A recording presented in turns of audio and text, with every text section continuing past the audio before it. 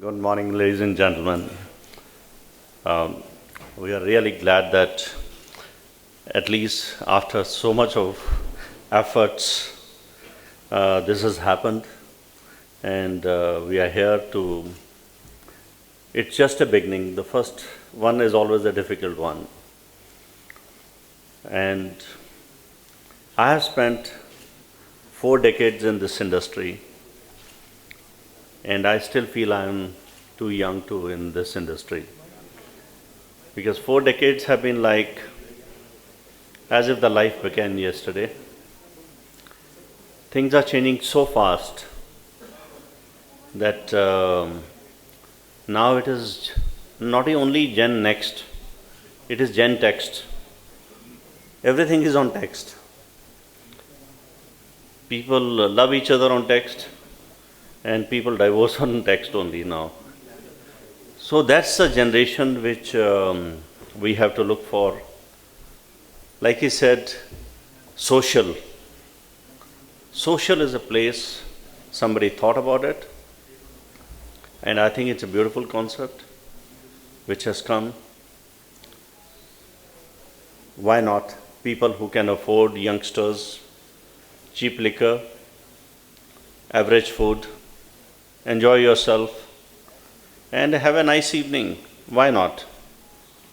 Instead of going to the expensive places, here is a place for youngsters.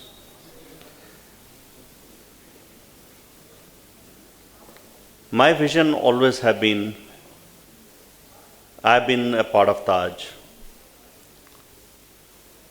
When I joined, very few hotels, and first of all, I must admit that I never wanted to be a chef. My journey began only as a chef because other things didn't happen. So I thought, let me become a chef. It is maybe easier thing, but it wasn't that so. When I became a chef, it was totally 100% passion.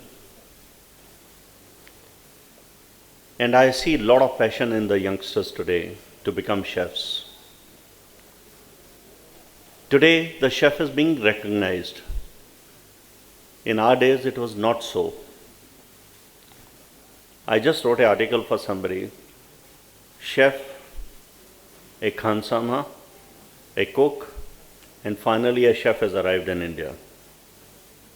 And that's what happened over a period of time.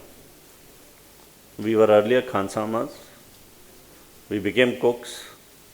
Today, we have arrived as chefs. And in this journey, we opened a lot of restaurants, a lot of new concepts, from the classical restaurants into the new trendy restaurants.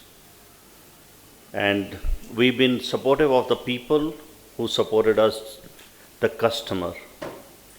Customer will always remain the king, come what may. He decides. Nobody else can decide. Customer decide which restaurant will click and which will not click. If customer is not there, if you can't read the customer's face, you don't have to do any service. No GSTS, no nothing is required. You have to read the customer's happy face. A happy face says he will come back. A sad face says he will not come back. Every customer is not like a Japanese. They come with the same face, go with the same face, but they never come back. So that is not the. And in my journey, when we opened right from the Zodiac Grill, it was the vision. It was the vision that what is needed in India to replace the old classical French cuisine at that time. We took 2 years research work. It didn't happen overnight. Our MD never allowed us to open. 1 year we were in the kitchen practicing every single day. And we were fed up, frustrated. Why is he not allowing us to open the restaurant? And the moment we opened the restaurant, I don't know how many of you remember, it was pay as you like. We said, let the customer decide what your food and service is worth, not you.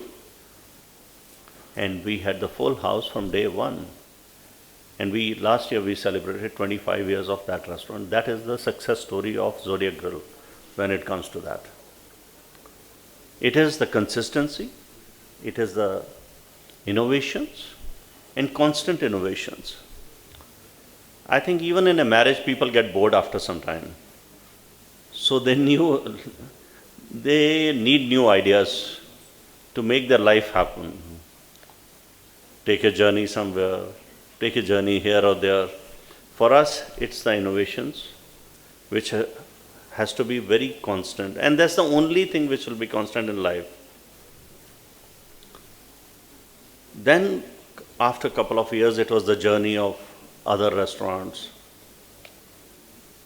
I remember a restaurant which I was going to open was a Middle Eastern restaurant, souk. Just 1 week before it was opening, all my senior team members came to taste the food, and everybody is making faces. This will not work. This is insipid, tasteless. All these comments come 1 week before. I had a lot of patience to listen to you can imagine when 6 to 8 months you work on this and suddenly somebody tells you this will not work. Everybody had their own expert comments, Everybody was Lala Amarnath. So, finally I told our senior management, I said, look, if this does not work, I'll resign. But if this works, all of you should resign. And I can tell you most of them are gone. That was about 12 years back. So then we kept the brands going. We created the brands. From souk in Calcutta and Mumbai, we opened Wasabi, which was the success story. Again, we duplicated it in Mumbai and Delhi. The blue ginger. We always wanted to be the first one in the food and beverage. It's a very tough business. It's not that easy business. And there are companies to support us. A standalone person thinks 10 times to put that kind of a money or a gamble with that kind of a thing. But we had the company to support us for blue ginger or wasabi or even the masala brand creation. And now we have 4 of them. Again, the concepts were different. How to carry the brand from Delhi masala. When in Delhi you open a restaurant, everybody says, Indian restaurant? Butter chicken, dal makhani is a must.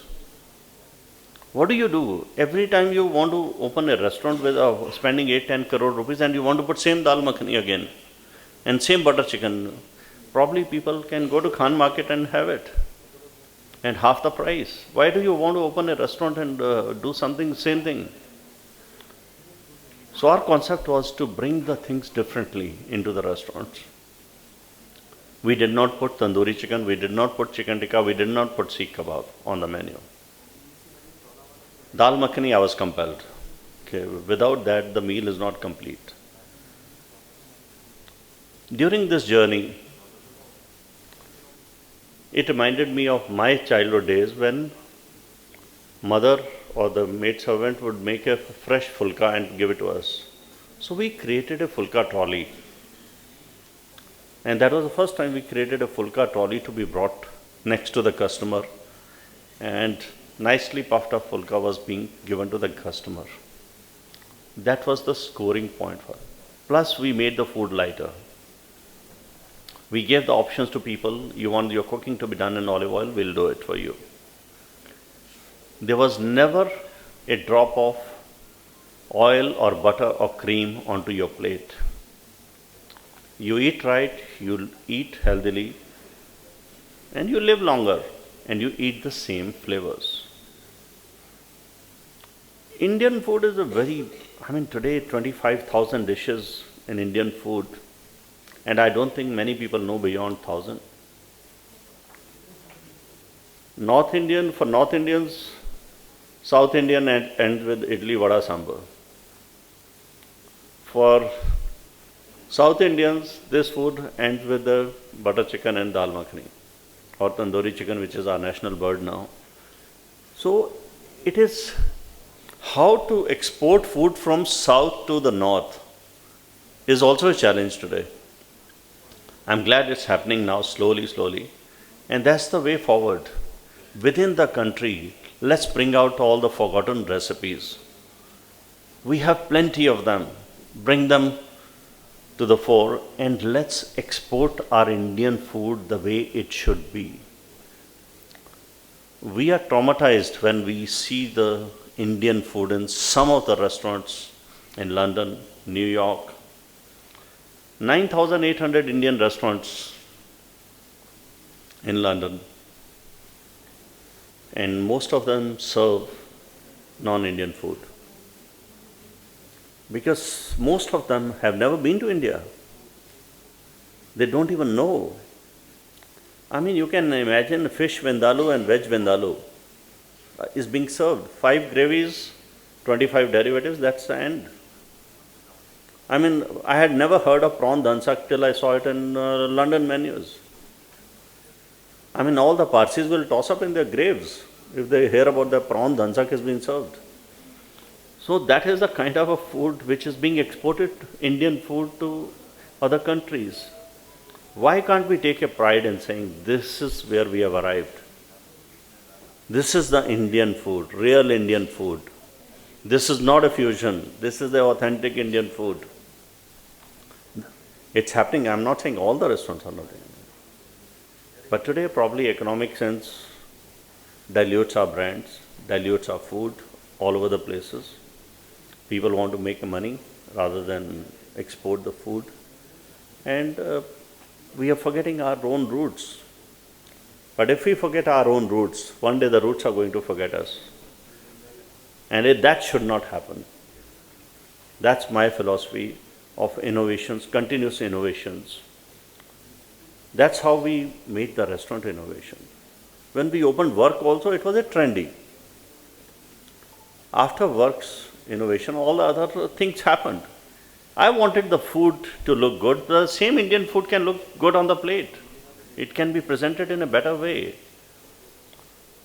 Now, every new chef who's coming into the era, first thing you ask them in the interviews when you take them as HOMTs or trainees, they know molecular cuisine so well. Beautifully they know. They know Ferran Adria, they know everybody, they know Fat Duck, they know every restaurant. You ask them for a demi-glaze, they don't know. You ask them to make hollandaise, they don't know. That's the base. They don't know that. On a nice Rogan Josh also, they'll put espuma. Whether it goes well with that or doesn't make a difference, but it looks good. That's where I'm saying all our chefs have to learn the basics first, do all experimentations with molecular, that's the way forward probably. And although in the world is declining, in India it's going up. That's the way world is going to eat. Fusion is not a problem. Fusion is going to be because life itself has become a fusion. We borrow ideas, we mix up everything in life. At home, people mix up this sauce, that's also a fusion in life. And that's what is, because Indian ingredients, Asian ingredients are so powerful. The whole world wants to experiment with us. And why not we, the vice versa? There's no problem. And create some food which is appealing, which,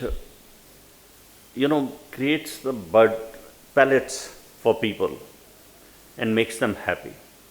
That should be the food for the future. Let it be any way, it doesn't make a difference. And be creative always. That's what I will teach the youngsters of tomorrow, to continue that in India. Thank you.